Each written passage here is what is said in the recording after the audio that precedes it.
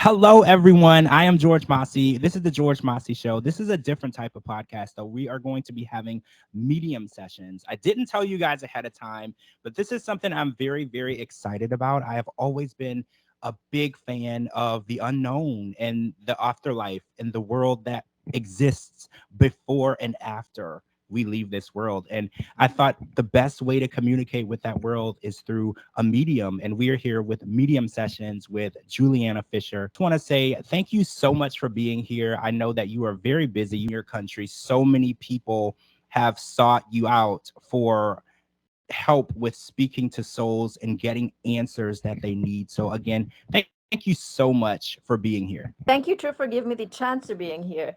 So I want to ask some questions because I'm a very inquisitive person. I need to understand things and how they work. So tell Yeah. me about your gift because you're all medium, but you're also a clairvoyant. So can you Correct. give me like a small, brief explanation of what that means? Because, most people think medium, clairvoyant, psychic, tarot cards, it's all the same, and it's not. So I It's want absolutely not, no. to know exactly what these mean and how you embody these gifts and how you are able to use these gifts to communicate.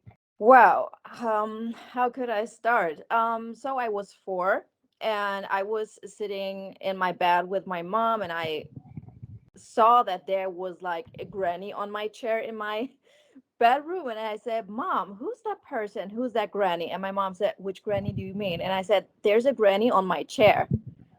And she said, "Honey, there is no granny." And I said, "Of course there is a granny." And then I feel that my mom was afraid, but she doesn't want to show me that. And she said, "Oh, maybe it's the house owner." She passed away, and maybe she's here to protect the house. So yeah, my mom went to show me that I'm not a weirdo, and it's okay to see the death, and I should not be afraid of it. So does your mom also possess this gift? No, my mom not, but my sister and my grandmother have the same gift like me. Oh, so your mom recognized what was going on. She knew Yeah, what was going on. absolutely, because her best friend was a medium too, and she grew up with her friend, and she felt the same things like me. So it was for my mom normal. I have luck. Mm. For my mom, it was normal that I can see the death. How did this affect you at 4 years old? Because how do you decipher between a person who's really there and a soul? Like I can't imagine when I was 4 years old, I was scared to even go into a room if the light was off. So how did that affect you growing up? Oh, it scares me out the whole time. It creeps me out the whole time. I think it stopped when I was 18. And all the time before, I said, "Mom, I can sleep alone because then deaf people visit me at night. I don't want to see them. And sometimes I don't see them, but I hear them." So you have a lot of parts in this gift. So sometimes you can hear them. Sometimes you smell a perfume in your room. Or I don't know, you hear someone or you see someone. It's, yeah. So let's say you're at the grocery store and you're minding your own business. Do you see souls around Yeah. you? Yeah, So I you see it, those. so you can't turn it off. No matter what you're doing, they're always around you. They're always around me, and the most time it's in the middle of the night when they visit me. Oh, that's so scary. So Yeah, this is so scary. It's still scary. so you have told me that you can use pictures to Yeah. communicate with Hmm. people, and I think that is so interesting because the most cherished memories that we have of our loved ones are normally after when they're gone from this world are our photos, and you Hmm. are able to channel energy through Yeah. photos. But you've told me that this is a very difficult process. It takes like a lot of concentration and it's very mentally draining. So what is that process like for you? Like when you're trying to make contact with someone through a photo, like how do you go about that? And how does that affect you mentally and emotionally? Because you're actually taking on a lot of other people's trauma and pain. And I can't Hmm. imagine that that's easy for you to do. Oh, I protect myself before I make a reading with someone. I clean the person with my own product before we make a reading. So I want that people are clean before they make a reading with me, because sometimes people have a grudge or bad energies or depression or they are ill. And when I connect me with these people, it could happen that the energy from the people comes to me and it Uh, stays by me, and this is very dangerous. That's why people, before they make a reading, they make a cleansing, and then I make the reading, so I protect me and I protect the people, that the energy from me or the people doesn't come to me. so in theory, when you connect with this person, you're bringing this person to where you are. Hmm. That is so intense because, like you said, what if they don't want to leave? Like, what if they want to attach themselves to you, and that energy could be a negative energy? That has to be scary. So, like in your home, do you have like a cleansing process where you cleanse your home after like each reading or every week to make sure that the souls that are there are only the ones that you want to be there? Um, I protect my home every day with some different energy programs so that I can work here. And I just only work from home. I'm not working in the public with so many weird energies. I just work at home, and after a session I clean my home, because if I would do this not here were a lot of energies, and I have this all in my house, so I have to clean every day. This is so interesting. I am so intrigued by your gift, and I just can't imagine what it's like to have a gift that you have turned on all the time. Like I love to sing, but I don't have to sing if I don't want to. And like I love to do podcasting, I love to do video editing, but I don't have to do any of those if I don't want to. You wake up and eat, sleep, and breathe this gift. And it Yes. I think the best way to describe it is a blessing and a curse, right? Like I feel like you're blessed with this way to communicate and help people, but it's also a curse because even in times when you want to just be normal and live a normal life and just do normal things, your gift is always on. And these souls Yeah. see you as a way to fix or resolve something. So you're always at the mercy of the people who are around you. Yes, since my sixth child yearhood, when I saw pictures from different persons, I said to my mother, "Oh my God, I think she have cancer. Oh my God, I think she was divorced from his man, or I don't know." I see like visions in my head, like a movie. It's playing in my head all the time, and then I see how things happen in the future. And the same way is when I'm working or when I make readings with someone, I just see the picture, because through the picture, I can see it like a movie in my head. What the soul wants to tell me, what the soul needs, or what happened, or what's important for this person now. Are you compelled? Okay, so say you're out and you see someone and you Mhm. see a vision of something in the future. Are you compelled to express that to the person, or do you feel like it's not your place to give them that information? Like say it's just a stranger, but you see it and you feel like it's valuable information. Are you compelled to give that information to them? Mm, some informations I take by myself, because I don't talk about death. I don't talk about that you have a car mistake or something else, because when you people, if you people tell that there is something bad happens in their life, they focus all the time on this mistake, what could happen. So I really just be very careful to what I'm talking with the soul, what I saying in this conversation. I'm really careful, and I'm trying to help the people to, I don't know, to help them with their situations, to make healing sessions with them, energy sessions with them. And yeah, but I'm not telling about the death or something other stuff. I love that you focus on positive progression and growth. You don't focus on the negativity. So Yeah. so on November 5th of last year, this huge story broke. Aaron Carter, this massive pop star, Mhm. and celebrity figure, had left us, and there was a lot of controversy around what was being reported. A lot of people felt like the story that we're getting doesn't seem right, and I felt the exact same way when I heard the story and I read it. I read it twice, and I just said, I don't see him at 34 years old in the place where he is now with his son and his life in the progressive state that it was in. It's like maybe 5 or 10 years ago, he had went through struggles, but what happened to him, what they're saying, it didn't seem accurate to me. And so you told me that you felt the same way when you had heard that story. So kind Yeah. of what was your first initial reaction when you heard that he had drowned in a bathtub? Oh my God, my heart was beating. I saw this on TikTok that Aaron Carter was found in his bathtub, and I was totally shocked. And my first thought and my first feeling was he was not drowning. He was not passing away from duster. Oh my God, my heart was beating. I saw this on TikTok that Aaron Carter was found in his bathtub, and I was totally shocked. And my first thought and my first feeling was he was not drowning. He was not passing away from duster or huffing. My first thought that people murdered him. And that was just your first initial reaction. You hadn't contacted any souls. No No, one had contacted you. That was just your initial reaction. So was that part of your gift, or was it a suspicion, or was it both? I think it was both because I saw the picture from Aaron in TikTok, and I told you that I can see things. I get the energy through the pictures from people or deaf people. And my first thought and my first feeling was Aaron was murdered. They killed him. Absolutely. I'm pretty sure. Wow.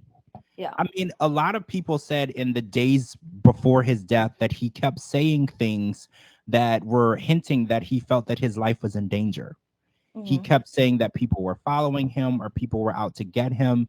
And a lot of people felt like he was trying to warn people around him, like, hey, something is around me. There's negative people or there's things happening around me that I can't control.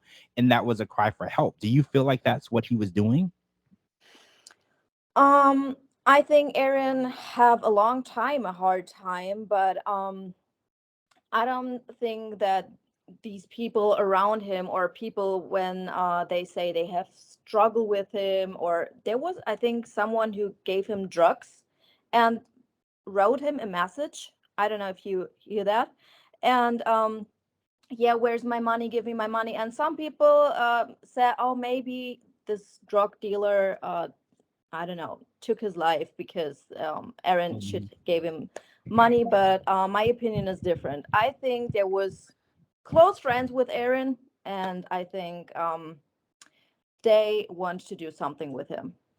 So with that being said, this was probably a complete shock because if it's your close friends, these are people that you trust. So you wouldn't feel like you're in danger when these people are around you. You feel like this death happened as a shock to him? Like, well, let's kind of get into the sessions that you had because I know that you've had sessions with his soul and he's Hmm. opened up to you about what happened and things surrounding the day when he left us. So I kind of want to get into that and then you kind of explain to me how he described that day to you. So, at first, when someone is passing away, you should give the soul time to pass away to heaven. It's a really big process, and sometimes it needs weeks that the soul really get can go over. And I knew that, and I was just trying to talk with Aaron, but it's like when you have a phone call and you can't hear the other person on the phone. It was just two or three words, and the words what Aaron gave me was the words what he was hearing before he passed away. And he said everything was going so fast. Don't call the police, brah, was a word what he was always repeat in his head. And he can pick up his phone, and everything was going so fast. And this was the only words, and I write it down what I was heard from Aaron at this day. So basically, he was saying the words over and over. He wasn't necessarily communicating with you directly, but he Mhm. was trying to make sense of what had happened that day. Because do Yeah. you feel like he was confused? Do you feel like he knew that he was no longer in this world, or do you feel like it happened so fast he didn't know how to process what happened? The thing is, when souls passing away and there are in shock or they have a car mistake or they would murder, then the soul is like in shock. They can't release what really happened. And Aaron have the same situation. He was in shock. A part of his soul was still here, and the other part was like the between world, the between dimensions. So he's stuck in this between world, and that's why he can't get in a conversation with me clearly. But no, Aaron was really confused. He was like in shock, and that's why he can't explain me clear what really happened. But he explained me this 4 weeks ago when I was helping him in the afterlife process. So was he aware that he was no longer a part of this world, or do you feel like that was something that he needed time to understand? Because I've heard that when it happens, like you said, and very fast and it's shocking, a lot of Mhm. people aren't fully aware they aren't here. They're still trying to do things that the living would do. So do you feel like he was still in that shock world where he was still alive in his mind, or do you feel like he knew that he was gone but he didn't know how to process it? He didn't know that he was gone, and I think he was so in shock he can't realize what really happened with him, but he knew, a part of him knew that he was gone. That's horrible. So you said that he was saying, "Don't call the police, bruh." And Yeah, that's not something that he said, that's something that he heard. So there were right, people around him in the house with him right, who absolutely correct. that Yeah. did not want the police to know what had taken place in that house. And I guess to say, to be in the house with him, like you said, these would have to be people that you know. Strangers don't come to your house. Strangers don't get let into your house. So why do you feel that these people had something negative or ill will towards him? That was it a contract dispute? Was it about money? Was he able to give you that information? Uh, yeah, I was talking with Aaron 4 or 6 weeks ago. I helped him first to go through the situation where he was in the between world to go to heaven, that we can go in a better conversation together. And he told me that he was with two friends, and they was drinking in his living room, and they have a glass, and he showed me the glass. It was like a brown, I don't know, like whiskey or Coca-Cola, I don't know. And they gave him something in his drink, but they didn't want that Aaron passed away. They want that he take a deep nap because they want to steal something from him. And when I was talking with Melanie and Aaron's family member, Kimberly, I said to them, "Oh my God, can you prove, is there a stair broken? The wood from the stair, is that broken in that night?" Because I saw that they put Aaron when Aaron was like dizzy in his head, and you can't talk with him anymore. That they took him over the stairs, and they didn't know what should they do with Aaron now. Should they let them in the bedroom or in the bathtub? And then they say, "Oh, we put him in the bathtub because then things people think that Aaron, I don't know, drunk too much or take drugs too much." So yeah, and I saw that one of this person was bigger and is running down over the stairs, under the stairs, and then the stair was broken because this man was really big and fat. And Melanie said, "Yeah, the stair was broken. I saw that a few months ago." Wow. So you physically, I mean, you mentally could see this man running down the stairs and Yeah. breaking the stair. So that means that Aaron was alive when they put him in the tub. It was like a dizziness. So he was very dizzy, but he breathed, but he was like, I don't know. I've asked Melanie also. I felt that Aaron was like ill before he passing away. And I feel that he was very weak before. And that's why they gave him something and they just want that Aaron take a deep nap. But I get that Aaron was so weak that he was like, I don't know, getting in coma, like, you know what I mean? Oh, so like a comatose state where Yeah. you can see things but you can't move and you can't react. Correct. Yeah, and Aaron was like very dizzy and can't talk, but he realized some things around him still. Wow. So the initial plan, they didn't want to cause any harm to him. There was something that they needed from him. And do we Right. know what that was? Did he share that with you, or do you, or is that not as important to the story? I saw that they want from Aaron some like contract papers, and I asked Melanie, I saw like a safe. It was like in the near from the bathroom and from the bathroom too. And she said, "Yeah, this is exactly the place where Aaron's safe was." And I said, "Was that open? Because I see that they took some clothes from him. I don't know why they took some clothes. And I see like they took some papers because they want something to steal from Aaron. And this was important contract papers. I don't know which kind, but it was like contract papers." So his ex, or I don't know if they were together when he passed away. I believe they were having issues, but Melanie said that there was a safe where you saw a safe. Yeah. Does Melanie happen to know what type of papers he kept there, or was that something very personal to Aaron where most people didn't know what was in that safe? I think Melanie doesn't know what was in the safe, but I tell her that I see that they want to store contract papers. Melanie but tell me that she doesn't know what was in the safe. Yeah. So when you started reaching out to Aaron, how frequently were you connecting with his soul? Was it on a regular basis? Was it just one time? Like how frequently were you able to connect with him? I was talking with Aaron day and night over 7 months. Wow. So that means that there was definitely information that he wanted you to have. Yeah, it was really amazing experience because I told you that I do this since my childhood. I'm helping the deaf and I'm talking with deaf because I'm a medium and I do this every day. But Aaron was really a strong spirit. I can explain it. And he was there all the time and he could talk with me so clear. That was amazing. Did he start to follow you around? Did he start to like when you get home he would see that he was there? Was he like waiting for you when you would leave? Like was it that type of um connection? No, it was like I don't know. I'm making products for my work and then I feel like cold energy in my room and I feel oh, he's there.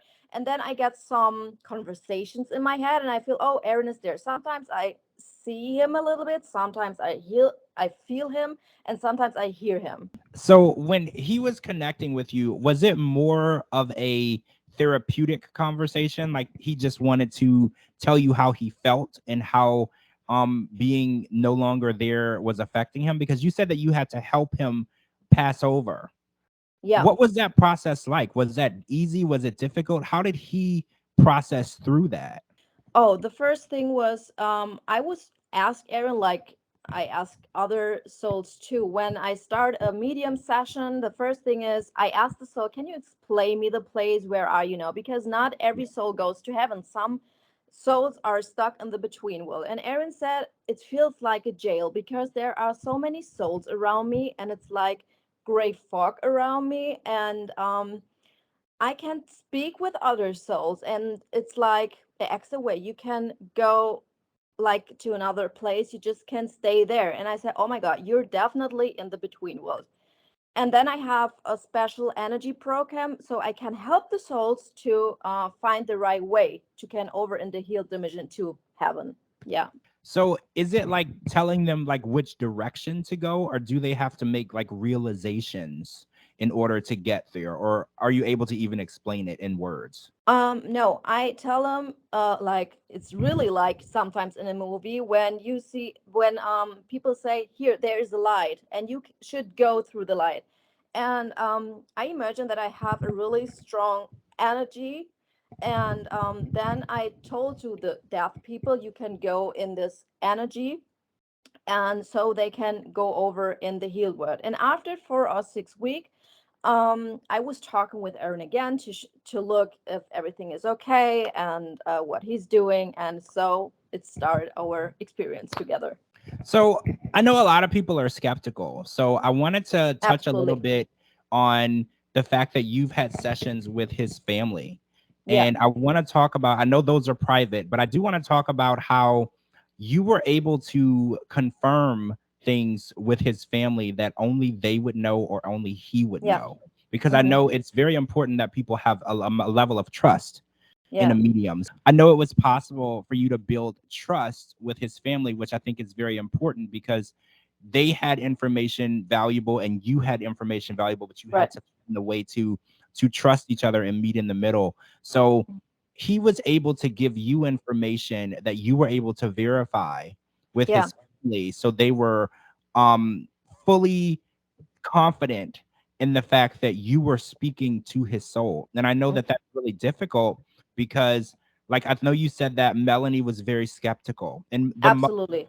most people are. Most people Yeah. feel the world of this realm, this world itself is very hard to believe. So is it a struggle for you to convince people of your gift? Because clearly you have a gift, but people have to believe and understand and trust it.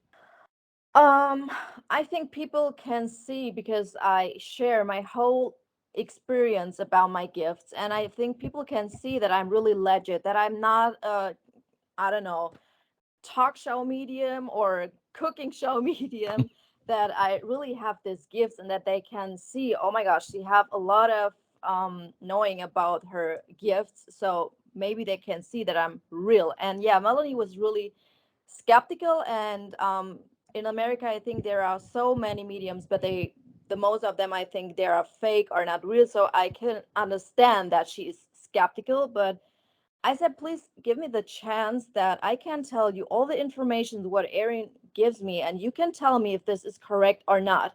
And everything what I told her was absolutely the truth. When Aaron passed away, Hmm. his family handled his services, and I think he was cremated. Did he have objections to the way that things were handled? Did they follow his wishes? Because a lot of times when people pass away and they don't have a will, their wishes aren't followed through. And how does he feel about the way things were handled after he left? I feel that Erin was very angry about the way who handled the family, his grave, cremate, and everything, because Erin told me that he was not being cremated when he passed away. He wants a big memorial with a mausoleum, and he was very angry about it. And Mhm. I also told this to Melanie, and I said, I see that Erin doesn't want that, and Erin is really angry about that. And I remember that I think the mother of Erin said, yeah, when Erin was still alive, he said that he wants a big memorial and a mausoleum, and he not wants to be cremated. So what happened? Why did he end up being cremated and not given the memorial? Because I think a lot of fans would love to visit and pay respects and just be with him at, just for a moment, because he touched so many lives. It hurts me to know that he didn't get what he wanted in the end, and people knew that he wanted it. It's very hurting to hear that. Maybe it's cheaper. I don't know. Maybe it's the easiest way. Maybe some, I don't know, family members was, I don't know. I won't say something wrong, but I think it was easy to cremate him, and that's it. How does he feel seeing, because he can see his son, right? Like he's able Yeah. to be in the presence of his son, and I know that has to be a very emotional place for him. How does he feel watching his son grow up and seeing him? Because I know everyone's like, oh, I feel that energy. I know that there's nowhere he would rather be than Hmm. with his son. So how does he feel? Does that bring him joy knowing that he can still be there and be in the presence of his son? Absolutely. Erin told me from some moments, and I asked Melanie, is this correct? Because I see sometimes Prince is singing something and then he forget the words, and then he's watching to the left side, and then he sings the song again.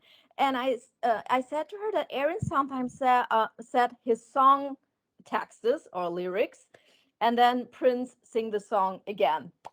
Oh, And that's yeah, and also when she making hoodies in the office, because it was from Erin and Melanie, the Love Collection office, I said, Erin, prove you sometimes if you make everything correct, because he was someone who wants to make everything perfect, and she wants to show if you make that perfect too. And she said, yeah, this could be really Erin. Yeah, I know that he is definitely present there, and I know that spending time with his family was so important. And in the days when leading up to his death, he was such a family man. I remember seeing his TikToks, and I remember seeing a TikTok of him trying to figure out the car seat, the where you snap the car seat in. And I remember those are really difficult. I remember people talking about, why are these so hard? And it's like, child safety is very important. And we saw such a different side of him Mhm. when his son was born, and I know that he was changing and he was turning into such a good father and a different person in general, and I know that his life was going in such a beautiful direction. So Mhm. when you reached out and you told me that you felt that what happened to him isn't the truth, I just believe. I said I saw the direction his life was going and how much joy it brought him when he had his son and when he was spending time with his family. So the idea that he would leave this world by choice, it made no sense to me. Absolutely not. And I saw one day before he's passed away, he made a video and said, "Hey, your boy is going on TV, so he have plans for the future." And I think you can see when Aaron was in rehab that he really fights for his life. That Aaron was someone who was afraid to die. So it makes absolutely no sense that Aaron was in a bathtub and thought, "Okay, now I take my own life." That makes absolutely no sense. So did he give you any details of why they did this other than they took something from him, or was it like something they planned, or was it something spontaneous? Did they get there and they No, saw that he was weak and they thought we could get these items from him because he couldn't, he's not able to move around the way that he could before? Or do you think that this was a spontaneous action? no, absolutely not. I saw, and this is what I explained, Melanie and Kimberly too, that I saw that Aaron told me that these two boys, and I think there was a third boy, but he can't explain me the boy. Maybe it was an unknown boy or it was a friend from their friends. I don't know.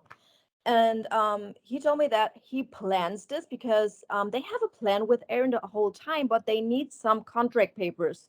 And I know that Aaron maybe said, "No, I don't want that plan. Your plan, I don't want that plan for my own life." And they have plans with Aaron, and they trying that Aaron maybe do this plan. And I see that they planned, and they was nervous. And I was asking another medium too.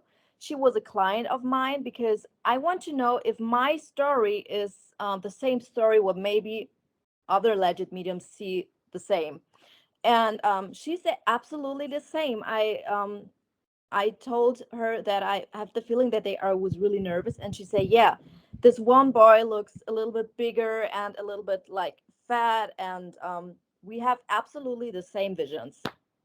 That was really Wow. amazing. Yeah. What is something that Aaron wanted to make sure Hmm. that you got across to the public, whether it was to his family, to his fans, or just to the world itself? Like in your sessions, what is it something that he wanted you to deliver the message about? Whether it was about his death or his life or anything that he wanted to clear up, because I know that there was some issues between him and his brother when he was alive. Like, is there anything that he wants people to understand better?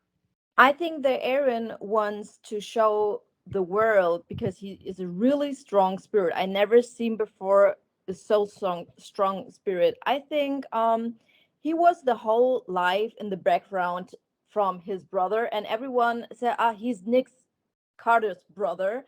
But I think it was important for Aaron to show that he was a own personality, that he was a really good soul, a polite soul. And I think Aaron demonstrated to me all the time that he has his own great personality. I do understand what you're saying. A lot of people felt that he was in the shadows of his Yeah, brother, but I this is do what I feel mean. that they're so different. Nick and Aaron are night and day. Like when Yeah, I see them and I see their accomplishments, I don't compare them because they're different.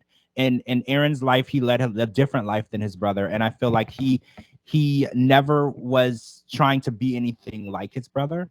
So I feel like I can understand why the comparisons weren't fair, because he's always tried to be his own self, his own artist, his own person. And the comparisons had to be difficult because when you're working so hard to be authentic and people try to take your authenticity away by comparing you to someone else, I definitely can understand the frustration. So is there really a issue between Nick and Aaron? Is it something that he took even into the afterlife? Because I know when he was alive, they did not specifically get along. Is that something that he's moved past, or does he still feel the same way? um I don't know if I should talk about that, but I really feel when I was talking with Aaron about Nick that he was really sad and so emotional, and the same time really angry that he was not there when his boy was born, that he was not there and sending Christmas greetings. So this was very emotional for me too, because I feel that he was so sadness in his soul. Oh, I hate to hear that. I wish that they were able to work through that because it's so family is so important, and we've seen his family has went through so much loss, and I believe that those things are supposed to bring you together and closer. So I'm sad to see that it didn't bring them together and bring them closer, and then he ended up leaving this world without a resolution to that, because I know it's hard. I have siblings, and one of my siblings and we don't get along, but it's a goal of mine, before either of this us leave this world, that we need to resolve those issues. I don't want to take that with me into the afterlife. I want to make sure that we were okay. And I know it's Yeah. it's not easy. I haven't spoken to my brother in a decade, but I Mhm. know it is very important that we work through that, even if I just do it for my mom. My mom just turned 70 years old, and her dream is to have us all together under one roof, and we haven't been able to deliver that to her. So I know that it's hard hearing that Aaron and Nick weren't able to work through that in this world, because it's so important. Family is very important, and I understand Aaron's feelings, like his son being born was something you want to share with your family, the people closest to you, the people that you love, and his brother not being there, that is very, very hurting. It's heartbreaking that they couldn't get it to the point where their kids could grow up together. Yeah. And I think that Nick was the really important person for Aaron.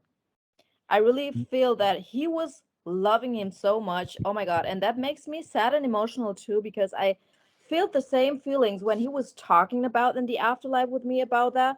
I felt every feeling what Aaron shows me and what Aaron explained me about Nick. This is so sad. Really? So during these sessions, because you said you were speaking like day and night, what was Yeah. that like for you emotionally? Because I know connecting with souls, it's not easy. It's an emotional, and it can be draining as well, because you're concentrating, you're giving all your energy to I hear. was Because like you, tired the whole day. I was tired the whole day. Sometimes I said, Aaron, please let me take a break because I have to work now. I think Aaron was, I can't explain it, but Kimberly said to me, this is typical Aaron. When I said, stop, I need a break, he was like a little bit angry and a little bit like, okay, so then you want to talk with me anymore? Okay, so go, I go. He was like this way. And he said, oh my God, this is absolutely Aaron.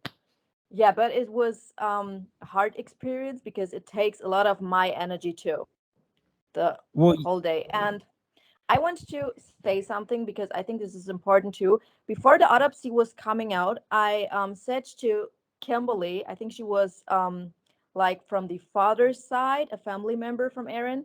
And I said to her that I see some medications in Aaron's blood because I saw that they want that Aaron make a deep nap. So they gave him sleep pills or something other stuff and mix that Aaron take a deep nap and they can stole the things and then they go out. This was the plan.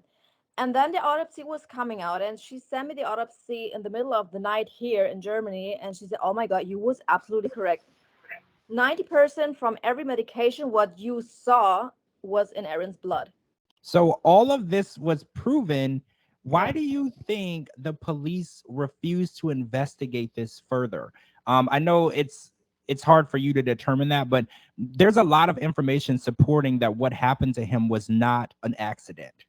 Why do you feel that so many people are working to cover it up? I think they have an opinion about Aaron before the whole time and I think they don't want to search to any other things or that maybe he could passing away like a different way. I really think that people was maybe bored from Aaron's story and think, oh my God, he would call the police again and there is struggle on Carter's house and again a new struggle. And I really think that they just want all the people just want to make it easy to, okay, he takes drugs or he's dying from huffing because he was addicted, okay, bye and stop. This is something I want to say too, because Betty is lost. His housemate was lost. Nobody knows where she is now. And Aaron shows me that in the middle of the night, or it was early in the morning, that Betty comes back, and one of these guys was still there and said, you can't call the police because then you get in jail and you was homeless and you get problems. And she was trying to give Aaron oxygen or duster that he can inhale, because she saw that Aaron was lying in the bathtub and she thought he's passing away now. And she was trying this, and I saw that Aaron was there for 1 or 2 minutes, but he was too weak and his heart was beating so fast that he was choking at his own farm. And the interesting thing is that in the autopsy, it I think they proved that Aaron has really white foam over his mouth.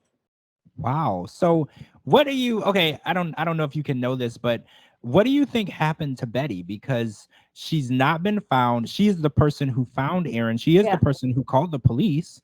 Hmm. Why would she disappear? And has anyone searched for her? Do you think that she left the country? This is very intriguing because I feel like if anyone has any information that could help expose the people who did this, it would be Betty, right? Um, I really think that the guy or these two guys who was still there in the house, that they said you can call the police, then you get problems and then you go to jail. And I think that's why they talk with Betty the way she should call the police, I don't know, to a special time, or I don't know, and the people can go. And I think Betty was not open the door first because the neighbors was coming, and Betty was not open the door for the first moment. And I think at this time the other guys was running out, and saw that it was not in front of Aaron's house. It was like, I don't know, maybe another way in Aaron's house or garden, and they going out at this time. And then Betty opened the door first after, I don't know, 10 or 20 minutes later. But I So don't know where she is.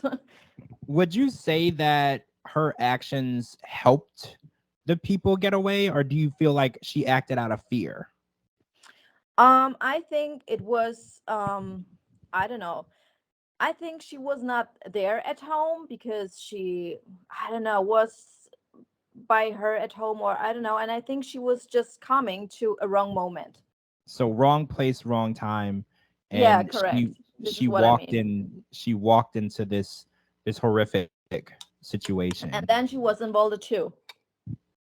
Well, right, and yeah, now she's looked at as an involvement of this horrible situation. I can't imagine the pain and guilt that one might feel. You know how she might feel thinking that she could have helped him or she could have done more, because that has to be really difficult emotionally as well. Because maybe she felt, well, if I would have come home 30 minutes earlier, I Yeah. could have changed this and he would still be here. And I can't imagine what that is like. It does something to you when you feel like you could have done something to prevent something, even though sometimes things are beyond our control. We can't do anything about it. Our soul doesn't know that. Our soul looks at it as, I wish that I could have done more. And I can't imagine what that's like. And I wonder if that is why no one can find her. Mhm. Maybe she's living with that uncontrollable guilt or regret or remorse, and she just doesn't want to face it. No, I really think that these guys, maybe they hold the gun and said, if you say something, we will kill you too. Or I don't know. I think this was a situation like this, and that's why I think she's afraid to go to the police or go to the public and tell the true story about Aaron. And I think that's why she is, I don't know, in the underground. I don't know where So, what does Aaron's family feel about the official reports of what happened to him? Do they believe it? Do they want more answers? Like, are they at peace? Like, how do they feel? Because I know Aaron's mom had spoken out about a year ago and saying that she didn't believe. She didn't believe it, and she felt that there was something going on. And she yeah. posted pictures of his homes showing that there was foul play. How do they feel now? Do they feel any differently? I don't know. I think the people are still a little bit skeptical, but Melanie was skeptical because she is not believing in spiritual things or in other stuff, and it's okay. Not everyone is believing in this stuff, but yeah, I think it's difficult for them to realize, okay, that story, what I tell them, is really true. I think Kimberly is absolutely believing me in everything. I was talking with her the whole day. I gave her all my information, what I got from Aaron, and she said, this is correct, this is correct. And so I think she's believing me, but I don't know if the other people are believes me or not. I don't know. Well, it's hard to believe that they're okay with just, I mean, outside of the fact that you've connected with him, the story doesn't sound true. It Hmm. just, I have so many doubts that he would go through and do that at this point Yeah, in his life, especially with his son being new to the world. You know, that gave him a whole new sense of life, a new sense of purpose. absolutely. Mm. So I just don't believe it. And even if you hadn't connected with him, even like I told you, when I read the story, I read it twice and I said, well, that doesn't sound accurate to me. You know, Mhm. in the point of life where he was in, the will to live was so high. He was looking forward to, like you said, making plans, doing things, spending time with his son. He I want to say the home that he was in was a home that he recently moved in. Like he had really taken strides to better his life, better himself, and give him a sense of purpose. So I just don't believe that he would do something like that. And it saddens me. That's another question that I wanted to ask you. How does he feel about what was reported? Does he want people to know what really happened, or did he push you to release the information that he gave you about what happened to him? How does he want the world to handle this situation? I feel that Aaron, he was talking with me the whole day, and at this time, I don't was in contact with his fiance or with Kimberly, and it was hard because I have all this information and I don't know who I can tell this information, and but I feel that Aaron really wants that people knows what's really happened, that they prove again what's really happened, because he was talking with me the whole day and he gave me details, and yeah, I don't know, so I really think that he wants that his past should be proved again. So it's important to him that people know what really happened. So Yeah, I think absolutely. his wish is for you to get this information out there. And like you said, we don't know where the information needs to go because the police have received information and they haven't seemed to do anything. And the information is there, but we don't know what hands to put the information in to make that happen. So his wish is for you to share this information so Yeah. that justice may be served. Because I think it's very important. I mean, in my opinion, that Aaron's son knows that Aaron did not leave this world by choice. He would have never made that decision. And I think it's important that his son knows that because he loved his son more than anything in the world. So I think it's so important that his son knows he would have never done this. This was Yes. something that was done to him. And I just want to make sure that we reiterate that. And anyone who might be listening to this, who might have an avenue, someone that can open an investigation, someone that who might be able to get this information into the right hands. I think it's very important that we serve the justice that he deserves in this situation. What happened to him was not fair, was not right. It's not something that he should have to be forgotten for. And I think the way that they've drug his name, and made it seem like he did something negative to himself when he didn't. I want that to be rectified and I want his name to be cleared because like I said, the place in his life where he was when he left this world was a very positive place. He was doing positive things and I want him to be remembered for the hard work and positive strides he was taking in life. Yeah, me too. And that's why I really fight for Aaron's justice. That's why I make stories the whole time. I tell my Instagram followers the whole information, not to being famous or getting more clicks, to that really someone, maybe there is a private detective. I don't know. And he said, okay, I will work with you. Give me all your informations and I will prove the Aaron death again. So now that he has moved passed on into the heaven realm, do you still hear from him? Do you feel his energy around you? Do you, because I know you guys built a very good relationship and he felt Yeah. very trusting of you and he wanted to be able to communicate with you. How is that relationship now? Is he at peace, or do you feel like there's still things that he wants to tell you? The first time when Aaron was not passing away for so long time, he was all there all the time. And I think the more Aaron was in heaven, the more he can find peace. And I think that's why I just hear sometimes from him, and just we just talk, I don't know, 1 or 2 days a week. But it's not so often anymore, because I really think that he healed more and more in the healed dimension. Yeah. Well, I know that you are the reason why he was able to find that healing. And Hmm. I think what draws me to your gift and the way that you help people is your honesty and your selflessness. You honestly want to use this to help. Talked about it a little bit earlier. There's a lot of mediums that don't want to help people. They just want to be on TV and they want to get Yeah. paid and they want to be famous and they want to, have a Hollywood act where they're filmed, and I found that with you, you genuinely want to use the information to help and better people's lives. Like you said earlier, you don't focus on death. So you're not going to give that information to someone so they can only focus on that and not enjoy life. You want to give them information that's going to positively affect and impact their lives in a good way.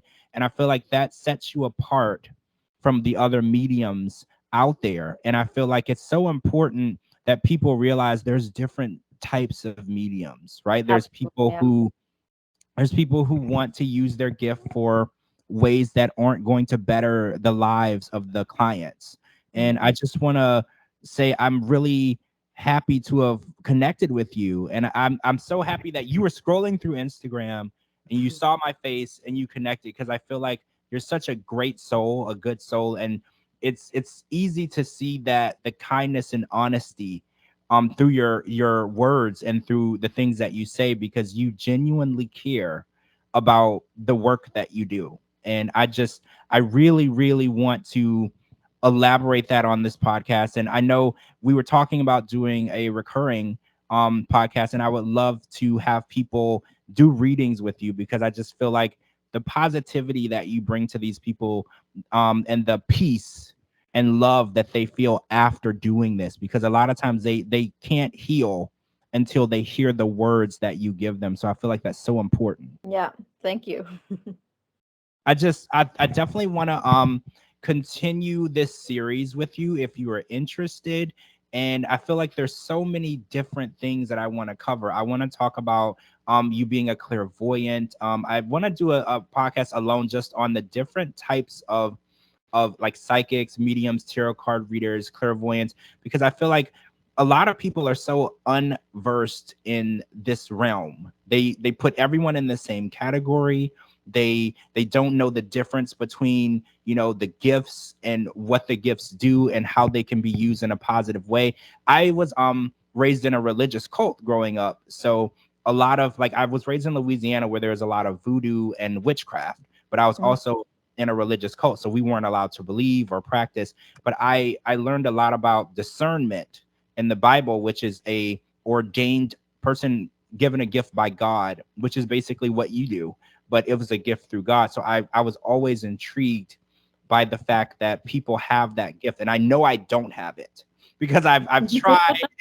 I know I don't have it. Like, I've been in my home and I've seen or felt things, but no one, I've never heard anything. I've never seen anything. Like, I want to have it, but I know I don't. So I want to talk to you so people can be aware of how this gift can be used in a positive way. And I think that is so important, because a lot of people don't realize the peace and closure that this gift brings to people. You are able to let people live their life in a full way when they get that information that they need to end or close a chapter. The most of the mediums what you can in TV, what you can see in TV, they just talking with the dead, and then they have a short conversation and that's it. But I think it's really important to explain that when someone is passing away, they really need people or mediums like me. They help them in the afterlife processes, because not every soul can find the way easily to heaven, to the mission world. some people are stuck in like Aaron in the between. Well, I think it's so important that we are mediums. We should help them. We should not talk with them like a phone call and then we say, okay, goodbye, that's it. Because I think they need really help and they need understanding. How long do you feel that Aaron was stuck in the in between? Was it a long period of time? I think it was 6 or 7 weeks because then I was connecting me with Aaron again, and I was helping him through the process from the between world to the healed dimension. And then I was waiting again 6 weeks because when a soul goes from the between world to the healed dimension, they take a deep healing sleep that the soul can heal from the life before. And then the souls really need time. And that's why it's so, I'm getting so angry when I see that people, when someone is passing away, they go through ghost boxes or Ouija boards and say, "Hey, can you hear me? And what's happened?" And this is so much stress for a soul. The soul really needs time to realize what happened, and they needs time to heal, and that then they can really get in conversation with us. But they needs their private time when they're passing away. Do you feel that souls are always open to being contacted, or do you feel like some souls don't want to be contacted? So when someone passes away and you want to speak with them or connect with them, are there souls that are not open to speaking with you? No, absolutely not. I really have every time the feeling that they are really happy that I want to go in a conversation with them. Do you feel it's because there's things that they want to tell people? Because a lot of times when death happens, it's unplanned. So do you feel like when you reach out, they feel like you are this way of communication to finally get those words out to the people that they love but didn't have a chance to say it? Yeah, absolutely. I really saw often that when I get in contact with a soul with a client, that the soul was still there or around their daughters or family members because they want something to say. And then when I gave them the message from the death, they was happy, and then they can go from alone to the healed dimension. Sometimes they stuck here or they won't go because they want to say something still. Interesting. Yeah. I am so intrigued. Like I've told you, I'm so intrigued. So, I'm really glad that you were able to have this session with me. And so many people. We just passed a year anniversary on the passing of Aaron, and so many people have been affected. And I just want to send love and condolences first of all to his family. They are aware that this session took place. I wanted to make sure that that was important for me. I didn't want anything to be said or done without them knowing, and I'm glad that they were supportive of this. And I want to say to his fans, I know how much he's touched everyone's lives, and I love how much love and support that he got after leaving this world. There was just a huge outpour of love and support for his life and his accomplishments, and I just want to see that same energy for justice. I want Mhm. people to feel that love and support for him and show that his life mattered and it's important to give him the justice that he deserves. What happened to him was unfair. And I think the whole purpose of this was to try to get more information out there for people to have. I know a lot of his fans have been looking for information. So if you were looking for information, we hope that you were able to take this information. And if you know someone, if you know a private investigator, if you know anyone who works for the FBI or the CIA, please pass on this information, because I want his last wish is for people to know what happened and to give him justice. And I want nothing more than for him to be able to rest in a peaceful state, knowing that his life and justice were given a fair shot. Yeah. Thank you. You so much. So we're gonna wrap this up, and guys, we are going to try to do a series together. And send me DMs if you guys want to do a reading with Giuliana Fischer. Send me a DM, and we will be in contact. And some of it could be aired on the podcast. We are very sensitive of personal information. Not every session can be aired fully, because the information that you receive from Giuliana, it could be very personal. It could be information that you were not aware of. You could have known someone your entire life. and then you will find out something in one of these sessions that you had no idea about. So we're very sensitive of that. So reach out to us, and we will get back to you about the steps and the process of it. But thank you so much, Giuliana. I know this has been something that you were excited about. I can't say that you were as excited as me. I was very, very excited to do this with you. And this subject was just very, very close for me, you know, as an Aaron Carter fan, and losing someone like that. It's very difficult. And we lost, I know this might be too soon, but I know we recently lost Matthew Perry. And there's a lot of controversy around his death. So I know that at some point you may contact him, and we all want to know if he was really going through something where he ended up taking his life. And I know that it's none of our business, but we just want to know. We want to know if he was really struggling, because there's been a lot of rumors that someone was present when this happened to him. And I know that someone like you would be able to contact him, but I know, as we've spoken, it's too soon right now to contact a soul. But I'm hoping maybe in the past you would be able to give us a little insight on him, because he's touched so many lives, and he was such a loving human being. I'm really excited to continue this series with you. And again, guys, contact me or Giuliana if you want to have a reading by her. Oh, so do you call it a reading or do you call it a session? Oh, when I make a reading, I just work with the person and just ask the soul what the soul one shows me, and I make afterlife session when someone passed away. Yeah. Okay, so two different ones. Perfect. Yeah, All right. these are two different ones, right? Thank you so much. This is the George Mossey Show. So this is Medium Sessions with Giuliana Fischer.